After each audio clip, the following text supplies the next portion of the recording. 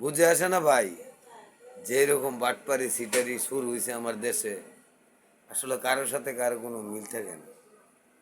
তবে যে যত বড় লোকই হোক, যদি ইনশাল্লাহ আজরাইল কোনো ঘুষ খাইতো, আমার মনে হয় যে তামার বিশ্বের সবচেয়ে ধনী থাকতো আজরাইল।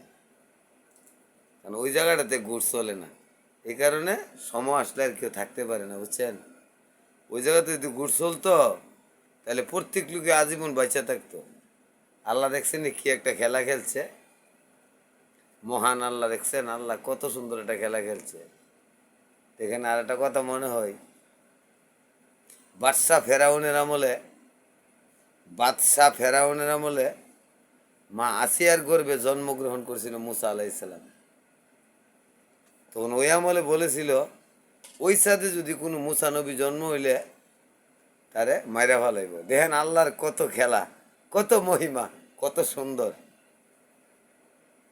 এই মুসা আলাইসালামকে আসলে এটাকে একটা বাক্স বানায় বাসায় দিছে ওই বাদশাহ ফেরাউনের বাড়ির গাড়াতে আইসা, কিন্তু এই বাক্স লাগছে। তখন এই বাদশাহ ফেরাউন ছেলে সন্তান না এরে নিয়ে ফালছে। কেডা বিবি আসিয়া, মা আসিয়ার দিয়ে ওই তার হেফাজত করে হয়েছে। আল্লাহর কত খেলা, আল্লাহ কত মহান। আরে আল্লাহ পারে না এমন কোনো কাজ পৃথিবীতে দুনিয়াতে হয় নাই, বুঝছেন। তবে এই আল্লাহর কি খেলা, আমরা কিন্তু আসলে বুঝতে পারি না আল্লাহ যে কত মহান আর আমরা কি করি, বুঝেন। যদি বাদশাহ ফেরাউনকে কোনো অপমান করে থাকে আল্লাহ পাক ওই মুসা নবীকে দিয়েই করছে, বুঝছেন।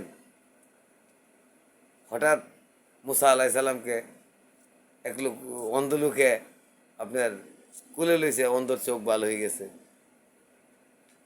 তো সারে দেশে খবর হয়েছে, আরে আমরা খোদার বাড়ি থেকে খোদার ভোলা কুলু লইলে ভালোই জায়গা।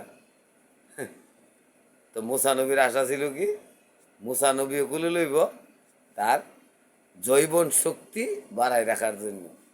যখন মাত্র কুলরাত লইছে, 7 বছরের বাচ্চা মুসা বাদশাহ ফেরাউনকে একটা থাপ্পড় দিছে। থাপ্পড়টা কে দিছে? আল্লাহ দিছে মুসা আলাইহিসসালাম হাতে হাতে। কিন্তু মুসা মুসা মুসা আলাইহিসসালাম দিছে, বাদশাহ ফেরাউন গুইরা জমিনে বইরা চারটান আরম্ভ করছে। শোনানো কথা, আমি কোনো শিক্ষিত লোক না, বুঝছেন। আল্লাহ নবী মুসা কত মহান, আল্লাহ কত